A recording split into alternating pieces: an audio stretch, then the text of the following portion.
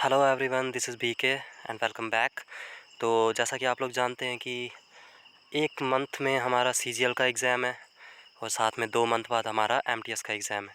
तो इसी को देखते हुए हम लोगों ने एक नई सीरीज़ स्टार्ट की है, जो है 30 दिन में जीके ख़त्म।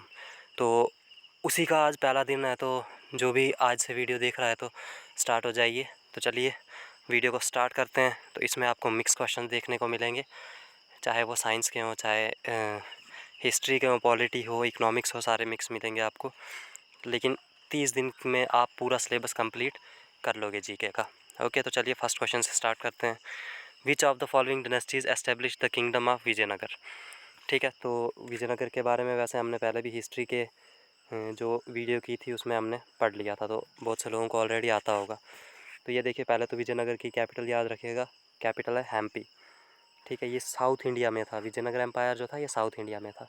ठीक है, इसकी कैपिटल है हैम्पी और इसको संगम डायनेस्टी के थे वो ब्रदर्स, जिन्होंने इसको किया था फाउंड। ठीक है, और फाउंडर कौन था इसका? हरिहरायण बुक्का। कब किया था?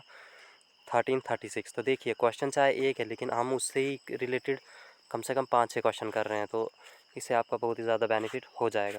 और एक बात और कि ये कौन से रिवर के किनारे था? ये तुंगभद्र रिवर के किनारे था। तुंगभद्र, तो इसको याद रखिएगा। तुंगभद्र रिवर के किनारे था कौन? विजयनगर एम्पायर। ठीक है, उसके बाद हम लोग चलते हैं अभी नेक्स्ट क्वेश्चन पे। तो नेक्स्ट क्वेश्चन है, Ramakrishna mission stress the ideal of dash through social justice and selfless action. तो रामकृष्ण मिशन जो था उसने किस पे स्ट्रेस दिया था? तो उसने सॉल्वेशन पे स्ट्रेस दिया था, याद रखिएगा। ठीक है, सॉल्वेशन। तो ये क्वेश्चन पूछा गया है अभी जो CHSL का एग्ज़ाम हुआ उसमें। ठीक है, तो रामकृष्ण मिशन किसने फाउंड किया था? स्वामी विवेकानंद ने। और कब? 1 मई 1897 में। और स्वामी विवेकानंद का असली नाम क्या था? नरेंद्र नाथ दत्ता। ये भी पूछ लेते हैं। इनका जन्म कब हुआ था थोड़ा देख लेते हैं। 12 जनवरी 1863 और 4 जुलाई 1902। और इन टू न्यूज़पेपर्स स्टार्ट किए थे इन्होंने। प्रबुद्ध भारत जो कि इंग्लिश में किया था, और उद्बोधना जो कि बंगाली में किया था। और इनकी 2 बुक्स भी हैं, कर्मयोग और राजयोग। तो याद रखिएगा इसको। तो उसके बाद क्वेश्चन नंबर 3 पे चलते हैं। Which of the following cell organelle convert nutrients into energy. वो कौन सा सेल ऑर्गेनली है जो न्यूट्रिएंट्स को जो भी हम खाते हैं उसको एनर्जी में कन्वर्ट करता है?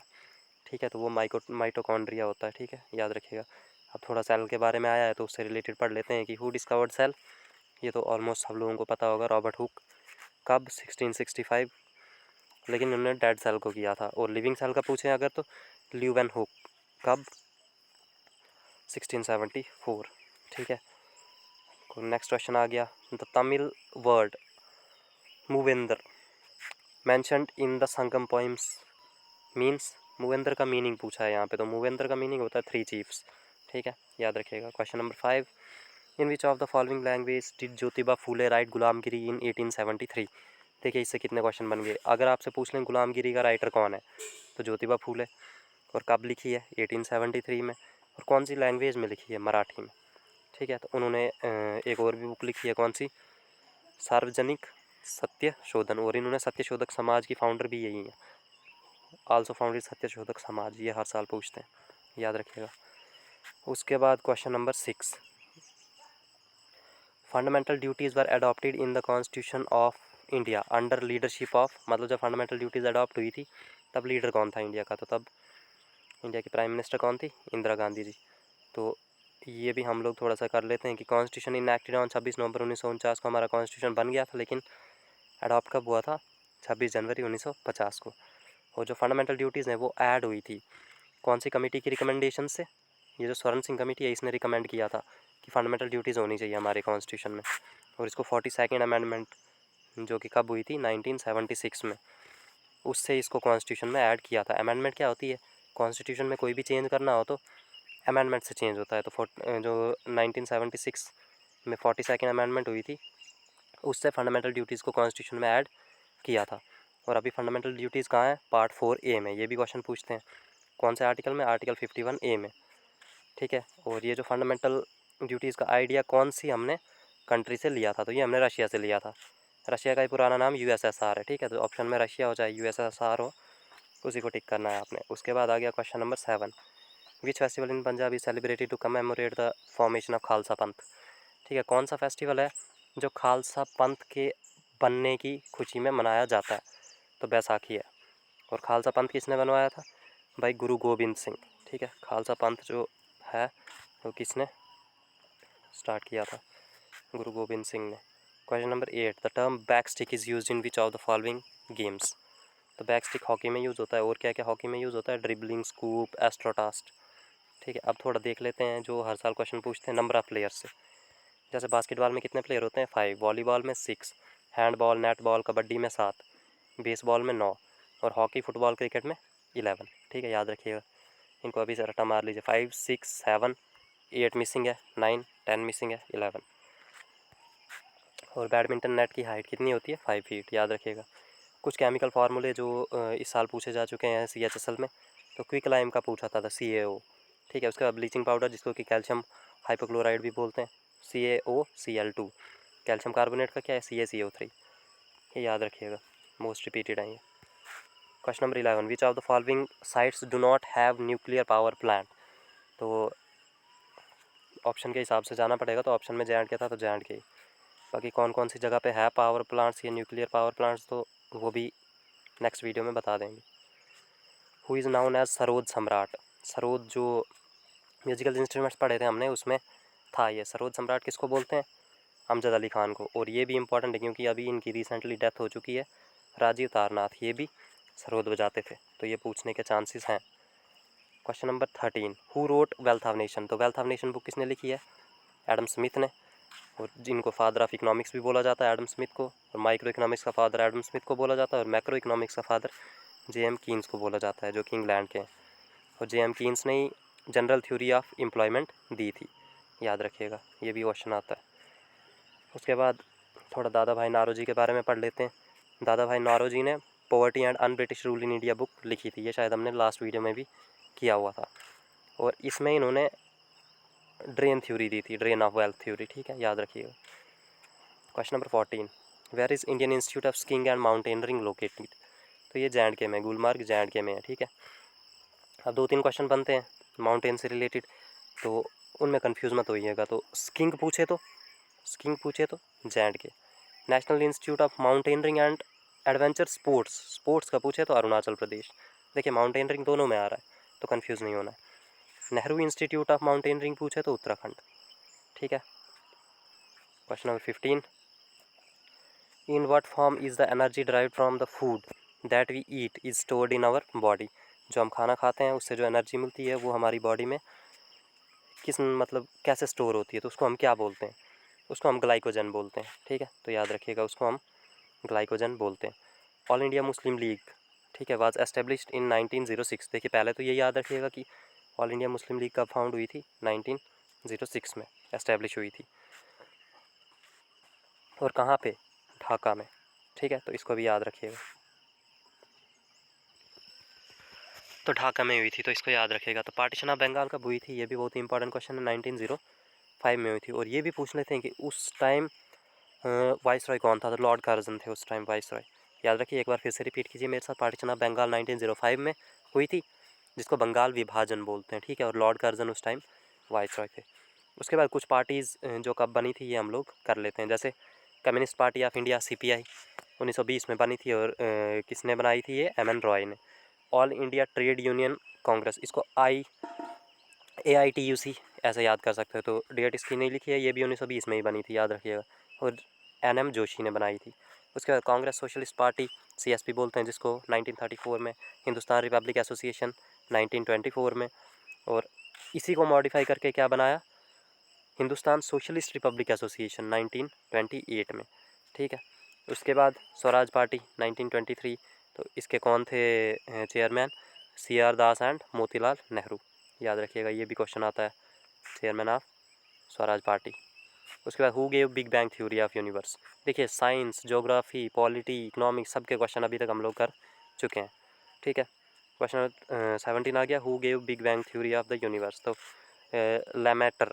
ठीक है, 1931 में इन्होंने बिग बैंग थ्योरी दी थी। तो ये है क्या बिग बैंग थ्योरी? इसको नेक्स्ट वीडियो में हम लोग कर लेंगे अच्छे से। ठीक है, वैसे इससे जो क्वेश्चन आएगा वो तो मैंने करवा दिया आपको। तो थ्योरी ऑफ सोलर सिस्टम किसने दी थी? आप बिग बैंग थ्योरी पढ़िए तो थोड़ा इसके बारे में भी जान लेते हैं। सोलर सिस्टम की थ्योरी किसने दी थी? तो इमैनुअल कांत, ठीक है, इन्होंने सोलर सिस्टम की थ्योरी दी थी। तो अभी ये पूछा CHSL में कि एज ऑफ अर्थ, जो अभी अभी रिसेंटली एग्जाम हुआ है CHSL का, तो 4.5 बिलियन ईयर्स, याद रखिएगा एज ऑफ अर्थ इतनी है, ठीक है। अब which of the folk dances, अच्छा ऑप्शन में होगा which of the following folk dances is related to Goa, ठीक है। तो इनमें से जो भी ऑप्शन में होगा वो याद आप कर सकते हैं। देखिए मैं इसको याद करने की आपको एक ट्रिक बताता हूँ, ठीक है। मांडो एक लड़की है, उसने तरंग से बोला, क्या, तरंग और गोंप से बोला, ठीक है। ये दो बात याद रखिएगा, उसने तरंग और गोंप से बोला कि हम घोड़े से जाएं, तालगाड़ी से जाएं या फुगड़ी से जाएं, कहीं घूमने जा रहे होंगे। एक बार मेरे साथ रिपीट कीजिए फिर से। मांडो ने तरंग मेल को सिर्फ तरंग से याद रखिए। मांडो ने तरंग और गोंप से बोला कि हम घोड़े से जाएं, तालगाड़ी से जाएं या फुगड़ी से जाएं, ठीक है। इन दोनों को गाड़ी से याद रखिए, फुगड़ी से जाएं, ठीक है। तरंग मेल बोलता है चलो, गोंप को नहीं लेके जाना है। तो गोंप रोने लग गया, उसको बोलता है रो मत, सो जा। कहाँ सो जा, कुनबी में जाके। कुनबी क्या होता है, छोटी सी झोंपड़ी होती है जो, ठीक है। तो मांडो ने तरंग से बोला क्या, कि चलो, ठीक है, घोड़े से चलें, तालगाड़ी से या फुगड़ी से।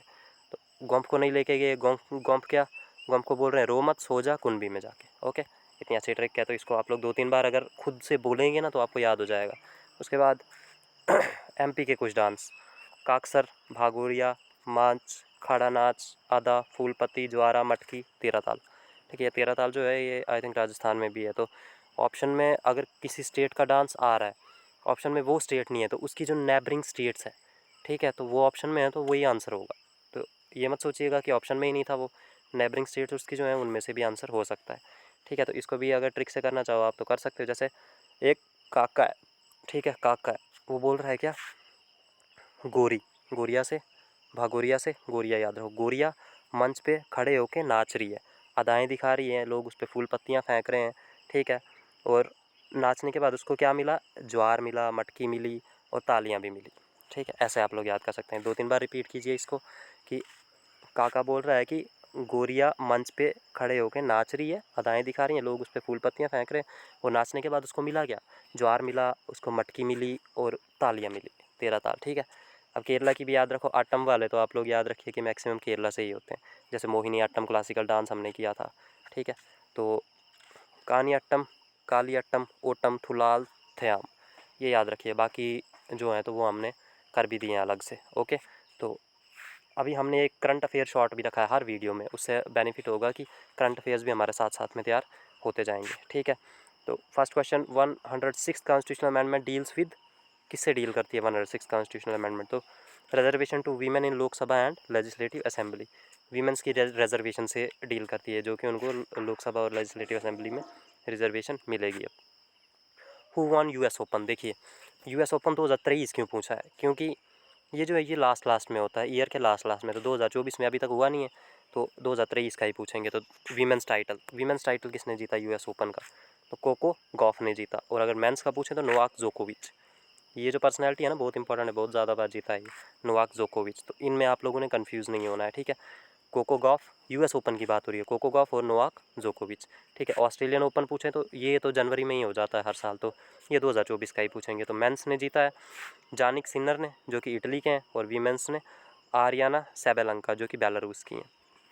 उसके बाद फ्रेंच ओपन, मेंस किसने जीता, कार्लोस अल्कराज ने। वीमेंस किसने जीता, ईगा स्वातिक, जो कि पोलैंड की हैं, ठीक है। तो ये हमारा सेशन हो गया कंप्लीट। तो एक और चीज़ देखिए, ये जो US ओपन हो गया, फ्रेंच ओपन हो गया, और एक और होता है ऑस्ट्रेलियन ओपन, और एक और होता है विंबलडन। तो सबसे ओल्डेस्ट पूछें तो वो विंबलडन होता है, याद रखिएगा। ये भी पूछ लेते हैं कि ओल्डेस्ट कौन सा है, तो ओल्डेस्ट विंबलडन है।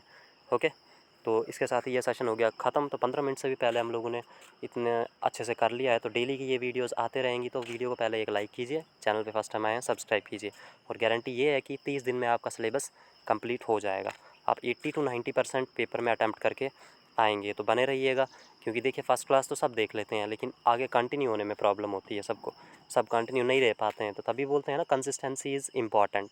कंसिस्टेंसी होगी तो आप कुछ भी हासिल कर सकते हैं। Okay, thank you so much, मिलते हैं नेक्स्ट वीडियो में।